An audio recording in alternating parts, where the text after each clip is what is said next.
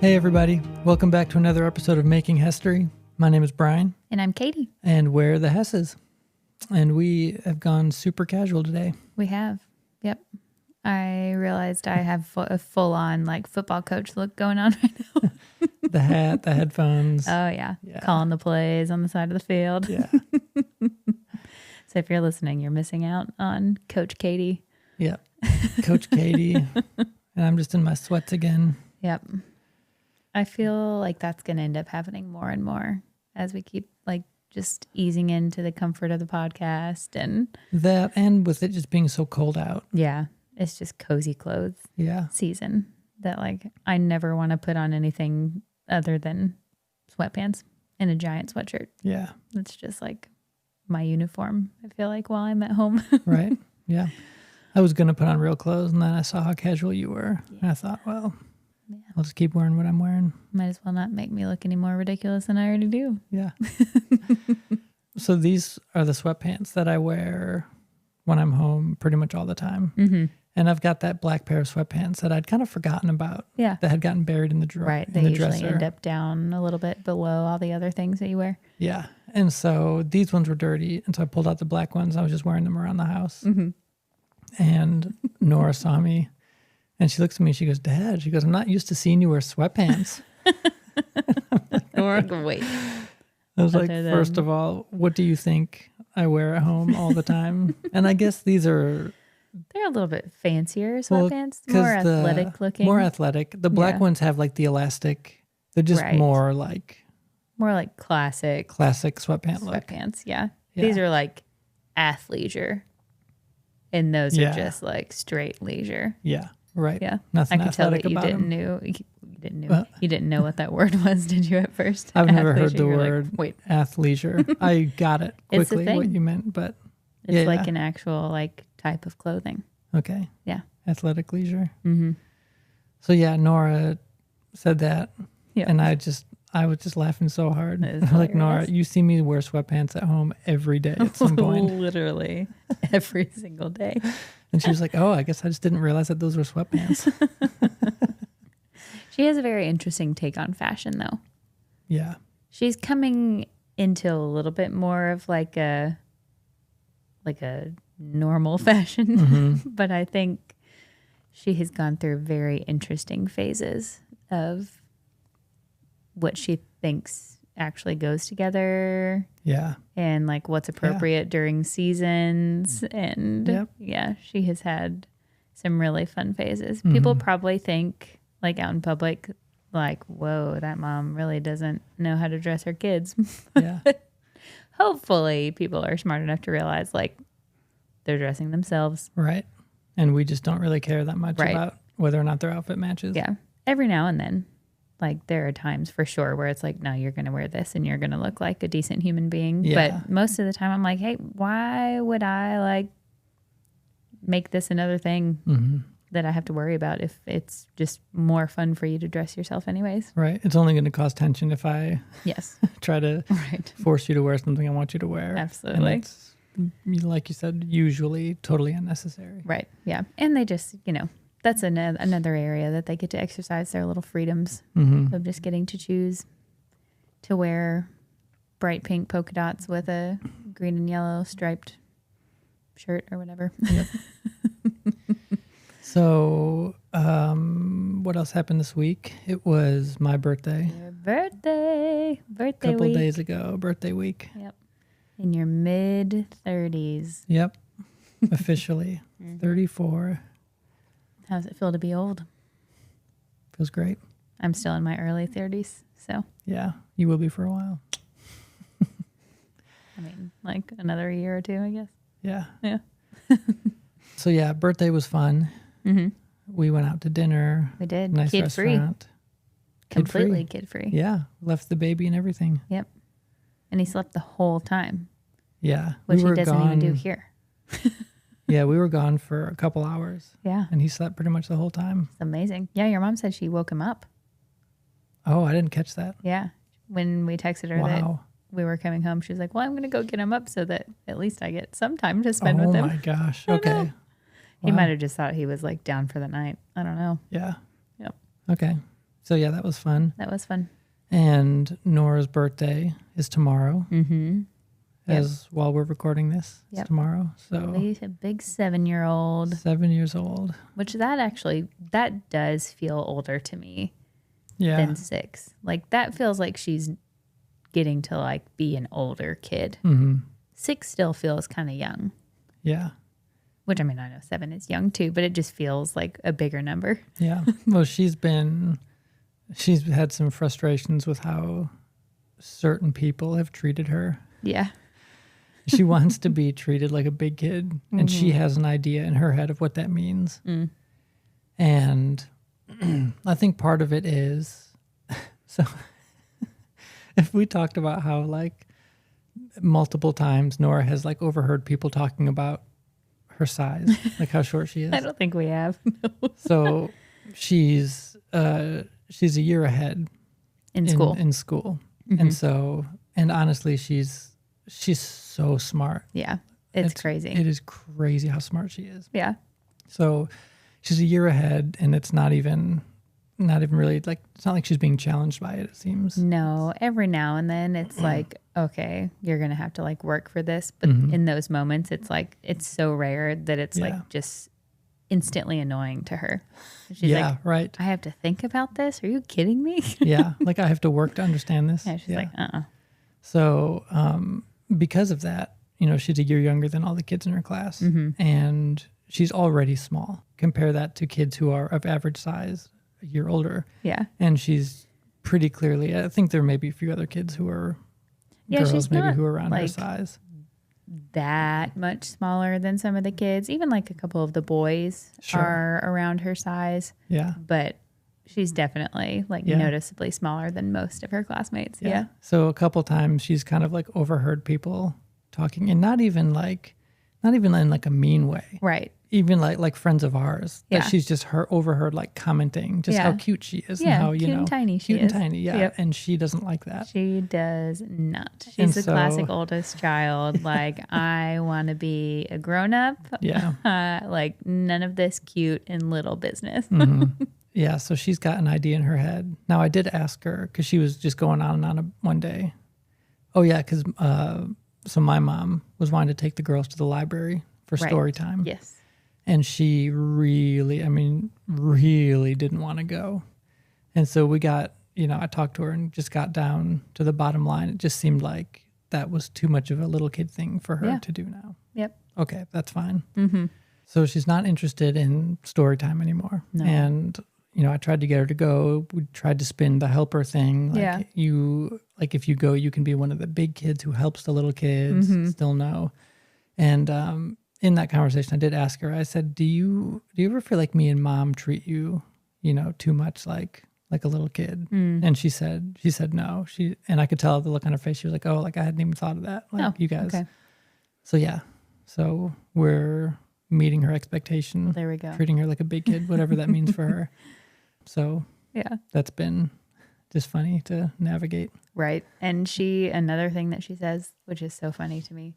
Well, there have been a couple times that it hasn't been funny because she's been so upset about this, but it's always hard to not laugh because she's so upset about this. Mm-hmm. But which specifically, there was one time that she was just having this big emotional moment. And I was like, what? Like, I don't even know. Like, it was one of those things that the reaction was way bigger than what, the situation justified. And she, after a little bit of talking through it, she goes, I just want to have kids of my own. And I was like, what? It was just so out of left field because we weren't even talking about like kids and anything in that ballpark. But she was thinking she just wants to be grown up with her own kids. That is so funny. It is hilarious. I never would have thought that we would have a kid who would want to be a parent. Right. So quickly. Yeah. But that's just her personality. She wants to be in charge. Oh, for sure. She wants to make the rules. Yes. She wants to enforce the rules. Wait to be in charge. Yeah. Yeah. Yep. So yeah, she's turning 7 tomorrow. Mm-hmm. And that's a great segue for us because when kids turn 7 years old, something really important happens. Oh. Oh, I see what you did there. It worked out very nicely. It did. So we found out, and we've heard this before, and I recently did a little more research because I couldn't remember the exact age. And it turns out that when kids turn 7, it's right around there, and you can do some research and just find that there are like scientific studies of like the brain developmentally, what happens around this age. And there's something that shifts in their brain. And part of this process, or should I say the result of this process, is that by the time they're around 7 years old, they will have formed their core beliefs about their identity, which is really crazy. That is crazy and seems so early for those things to be in place. Right. Like, I feel like if you didn't have any knowledge of any research done, it would probably be like I would have, if you would have asked me with zero knowledge, I probably would have guessed in your teens. Yeah, right. Yeah, maybe even like early 20s, honestly. Well, yeah, because it's in our 20s that like our brains, I know it's later for guys. I don't remember when that happens for women, but like our brains don't actually like fully develop. For guys. It's like I think it's like in your 20s. Yeah.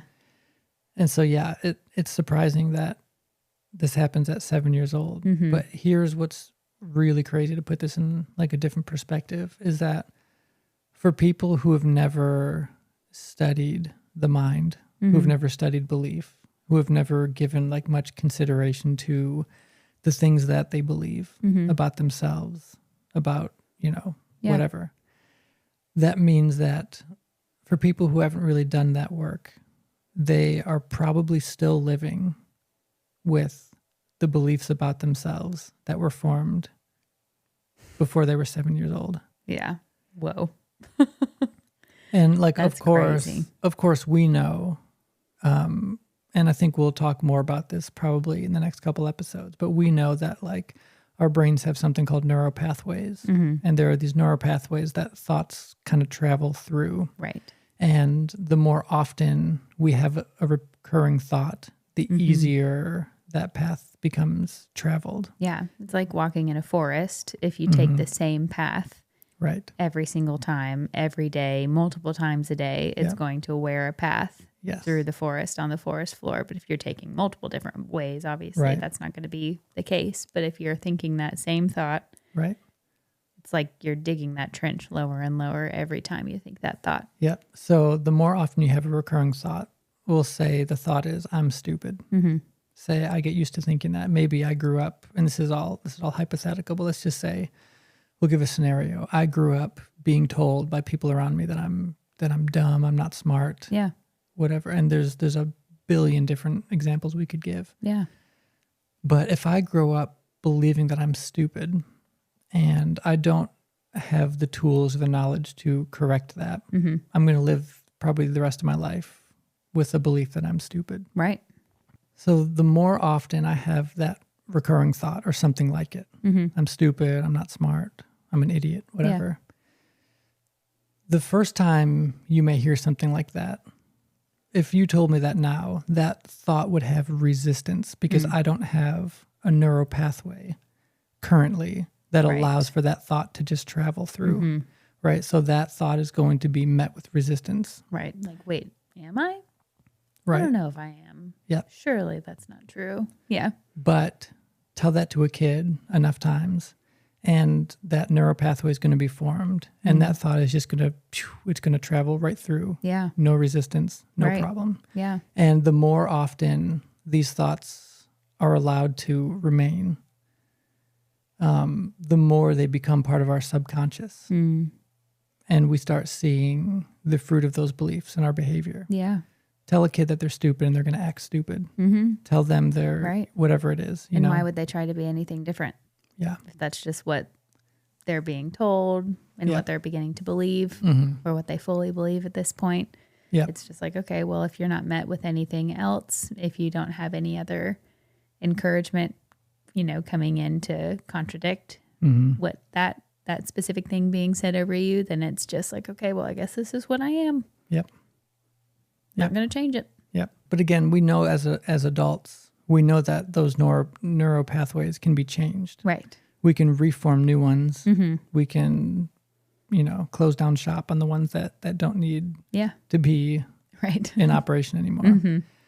And the terminology that we've been taught to use to describe this is godly beliefs and ungodly beliefs. Mm-hmm. And so I think we all have, to a degree, we have some ungodly beliefs. And what that means is that we have beliefs about ourselves or about God, about other people, about the world, mm-hmm.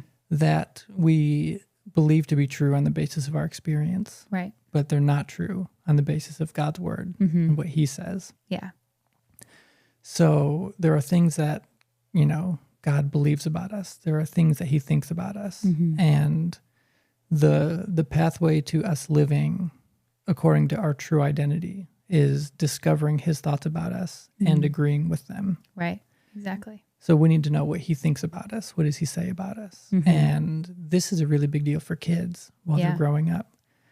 Because now that we know all that we do about, neuroscience and how the brain works and the power of belief and the power of words, mm-hmm.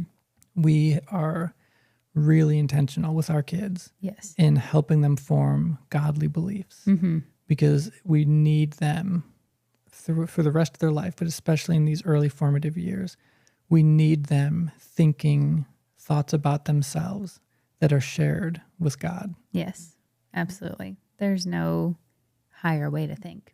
Yeah. So for us as parents, we mm-hmm. want our kids to have the highest way of thinking mm-hmm. about themselves, about God, about others. Yeah. And so what better way to do that than match it with what the Lord says about us?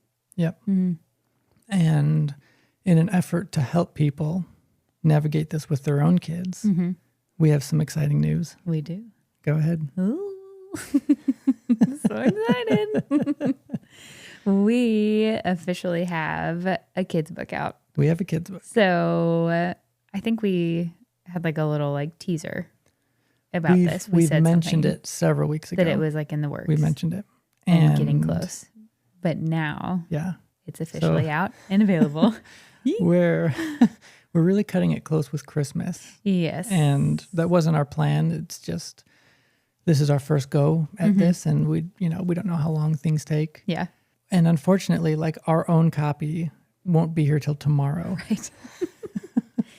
So we don't have one to show you. We'll have it probably every week for the foreseeable mm-hmm. future. Right. We'll have that. We're going to talk about it because we think it's really important. Yes. And we do know that it is good quality because your parents have one. Parents. Long story short. Yeah. We live in a black hole of delivery, apparently. Yeah. For where my mail parents live, service. They get things from Amazon shipped much faster to them quickly than we do. Yeah. They ordered takes a day. 7 days to get here. They ordered a day after us, and mm-hmm. it came a day before ours. Ours will come tomorrow. Makes no sense. Anyways, we have had visual confirmation. Yep. Looks great. Yep. It's ready to go. It's what we wanted. We are going to start marketing this thing and pushing it on social media mm-hmm. and everything. But why don't you talk through just the premise of the book? Yeah. So this book is something that has been in the works since before we even had kids. Yeah. Which is crazy to think about. Which in the works is kind of a loose term. It was in our brains mm-hmm. for a while. And then, really, I guess it was mostly just in my brain for a while. And then this was your idea. You got in for the intro and mm-hmm. throughout the process of the book too. Which I love that it became a product of both of our minds too. Cause mm-hmm. I feel that just makes it feel more. It's fun to do creative projects together. But back to the book. This was something that we realized was extremely important as parents to align. There's so many different pieces of it, but as parents to align our thoughts about our kids with mm-hmm. God's thoughts about our kids. Right. I was going to say, because if we want our kids to grow up believing true things about them from mm-hmm. God's perspective, that needs to begin with us being able to do that. Right. And speak that over them. Right. Before they can speak mm-hmm. it over themselves. And so from the time Nora, before or from the time she was conceived, I can't remember exactly how early we started declaring these things over, but it was very early that we made a list of things that we pulled from scripture, things like you are loved, you are joyful, all the fruit of the spirit, fruit of the spirit, and even like pulling things, which I don't know that you could necessarily tie this to a specific scripture, but like not being accident prone, having things like that. Yeah. Like and you're generous, you're creative. Yes. And I think like a lot of what we pulled from was just understanding God's own character and his nature. Yeah. Because as people who were created in his image and his likeness, like we believe that he created us to be like him. Right. And there are a few different layers to this. I won't go far with this right now, but in terms of like our spiritual formation, and we've talked about this, but there are things we can do to bring our mind into order, things that we can do to bring our body into order. And so the mind is not the only key to walking in Christ-likeness. Yeah. But it's been said, and as I've studied this, it seems like it's pretty generally accepted that like the mind is like the gateway to the soul. Yeah. And so if we're going to bring our soul, which is the whole of our being, into alignment with the truth about who God says we are, and if we're going to actually live according to who he says we are and do the things he says we can do, a really good starting place for that is the mind and getting ourselves and our kids to believe true things about ourselves. Right. Yeah. And if that's something that we can get them to believe from the very start, like declaring those things over them from the time that from their first day on earth, like then that is, in the goal of this book really is to set that as a foundation for our kids, that they wouldn't have anything else differently or anything differently spoken over them other than God's truth. Yeah.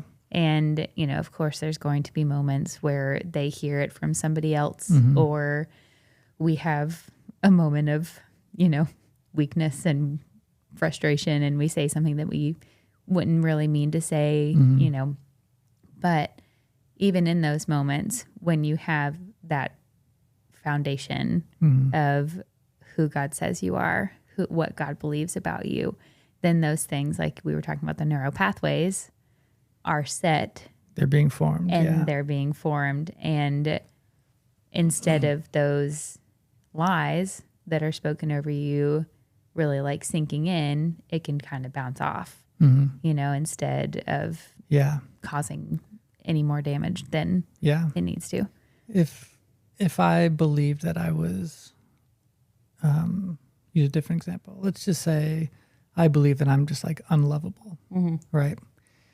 For somebody to try to convince me that I am lovable, if I'm a fully grown man with this neural pathway formed that allows I'm unlovable to just operate on a subconscious level, that's going to be like a major uphill battle for me to change that. It can be done. Yeah. But to change that belief is going to be an uphill battle. Right. And so we wanted to set our kids up with success so that it's not an uphill battle to believe about themselves, what God believes about them. Right. And that it's not going against the grain or that they're not experiencing resistance to believing those things.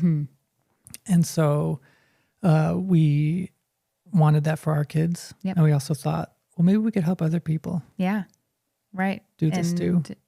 It's such a simple thing to do over your kids and takes 5 minutes, to probably go through the book. And obviously ours is not the only resource out there, but we did look and try to find things that were like exactly like the book that we just put out. And we couldn't really find anything that was just like it. Yeah. So we were like, well, let's see what happens. Let's do it. So I guess some more details of the book too. It is meant for really, it can be for any age. Yeah. But as far as like artwork and like facets of the book go, really it is like targeted towards younger kids because it's got the alphabet in it from A to Z, the declarations from A to Z. So we take each letter of the alphabet and we have joined it up with a declaration. And so each page is going to have a letter of the alphabet on it with the declaration, also with a little animal that starts with that letter. And so I felt like it would just be, just some extra little educational things thrown in there. I know as a parent, I value content. We've talked about this. We value content that is actually that's educational, but also fun to look at. Yeah. And is fun for us to read. Yeah. And also can help us in return. Yeah. That's not the main goal to help us, obviously, but in setting a goal to raise your kids with truth as their foundation, with God's truth as their foundation. Yeah. Like you mentioned before, it's essential that we have God's truth as our foundation first. And so with this book, as you're reading it to your kid, you're going to be speaking truth over them while also yes, it's coming from God's truth, but while you're reading God's truth over them, that's going to be shaping your mindset towards your children as well. Yeah. So there have been so many times where I have been in moments with the kids of just feeling oh my goodness, there are days where I just kind of have it up to here. Today, honestly, was one of those days where I was I cannot be needed anymore. Yeah.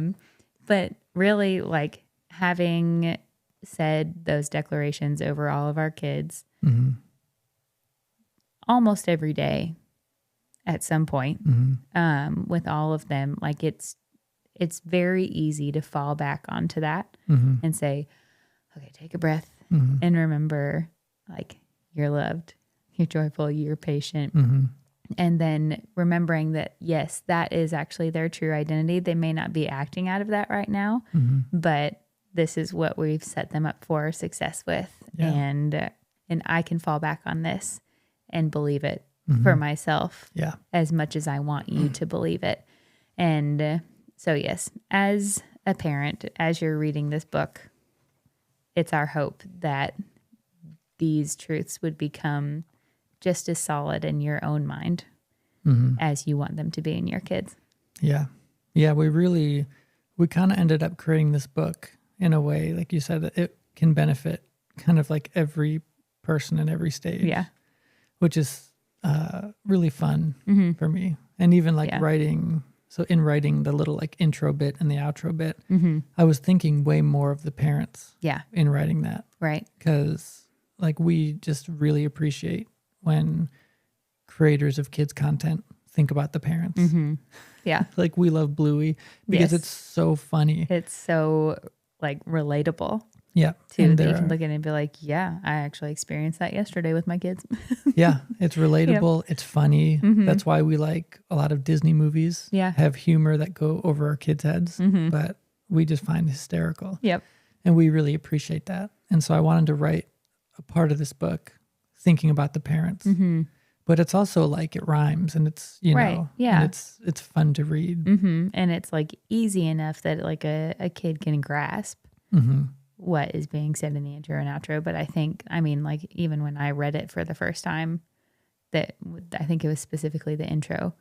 When you showed it to me the first time, I was crying.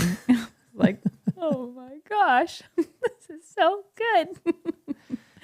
Oh yeah. And the whole process was just really fun. And I don't know, it's such a simple book, but I also feel it's going to be really profound for a lot of people, really because helpful. It was extremely profound for us too, right. Of realizing how instrumental our words can be in our kids' lives. Yeah. And will be in our kids' lives. Words are so important. Yes. They're so powerful, the words that we speak. Right. And that's the words that we hear and the words that we speak are one of the primary ways that our beliefs are formed. Right. Yeah. It is wild. Just how many things Because like I would never claim to have like a really great memory. Honestly, there are so many things that I'm like, I don't remember what happened then. Like if somebody says something, it'll like spark a memory. But there are multiple things that people have said to me that I remember what they said. I don't remember what was going on in the moment. I don't remember, what happened before or after then, but I remember what was said and good and bad. Yeah. And so if we as parents can take every opportunity that we can to speak life over our kids, like that is what's going to just give them a really great chance of living out of their true identity as a son or daughter. Yeah. Just a good way to set them up for success. Yeah. As they move beyond, 7 and beyond. I wanted to read the intro. I'm trying to think if I remember it. Yeah. If I start going, we'll see okay. if I remember it. So it says, this book has declarations, things to be said. This is one way of getting God's truth in your head. Our minds can be shaped by the words that we say. So these declarations are just one simple way to know what God's like and what he can do, and to think the same thoughts that he thinks about you. God's the creator. What he says is true, and there's something he wants you to know about you.